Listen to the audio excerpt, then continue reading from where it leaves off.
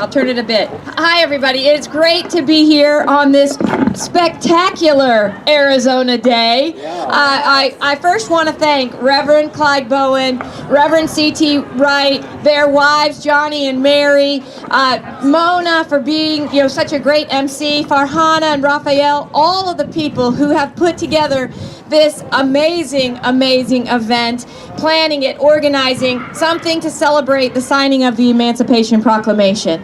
It's important that we from time to time look back and take note of moments of our country's history. I'm going to use their clips. All right, so President Abraham Lincoln's signing of the Emancipation Proclamation was a declaration of freedom, and we have been talking about freedom already, and it was freedom in its purest form. It proclaimed that the Southern slaves held in the Confederate States were freed men, that we were freed men, the entire country.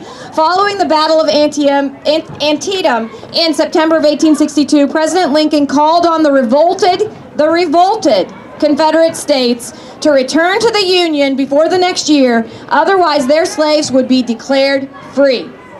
Tragically, no state, not one state returned, and as a result, President Lincoln bravely followed through on his word. We don't see that all the time. We are seeing it right now from the White House, following through on word. But President Lincoln started that, and he issued the Emancipation Proclamation on January 1st, 1863. I think he definitely chose greatness, and I think all of us are going to choose greatness this year and going into 2020.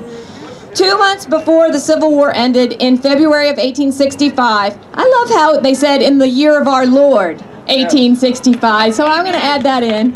It is recorded that President Lincoln told painter Francis Carpenter that the Emancipation Proclamation was the central act of his presidency, and that it was the greatest event of the 19th century. President Lincoln was right. By standing boldly for freedom and liberty, he changed the course of history, and he righted a wrong that plagued our country for far too long. We have a lot to be thankful for today, don't we? Yes.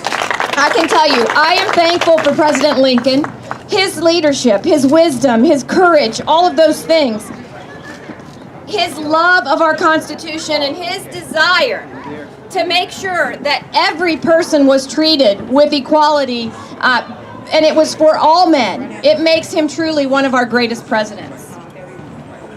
I'm thankful for these clips because the wind is a little brisk, even though it feels so beautiful out here.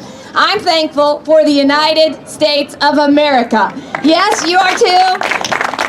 We have survived a civil war. We've won 2 world wars.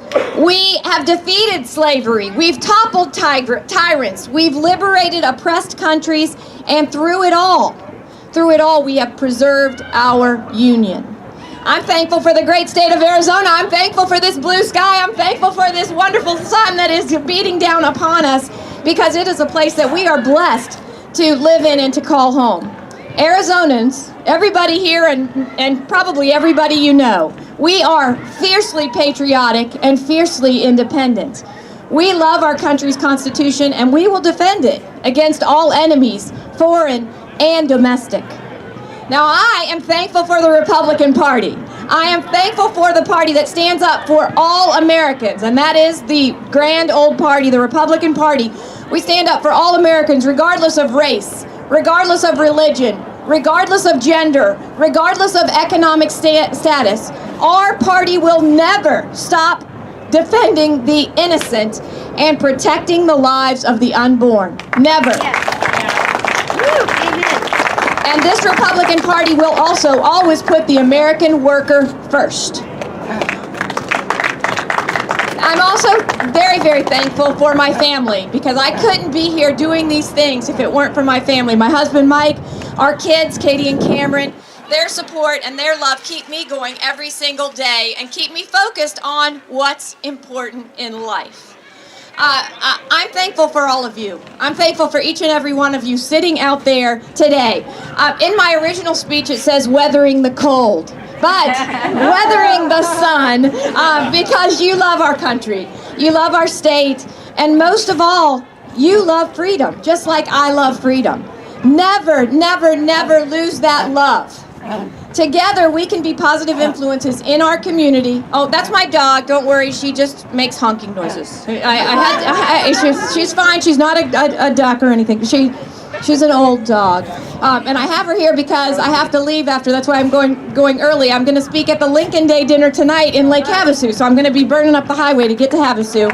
But remember this. Together, we can be positive influences in our communities.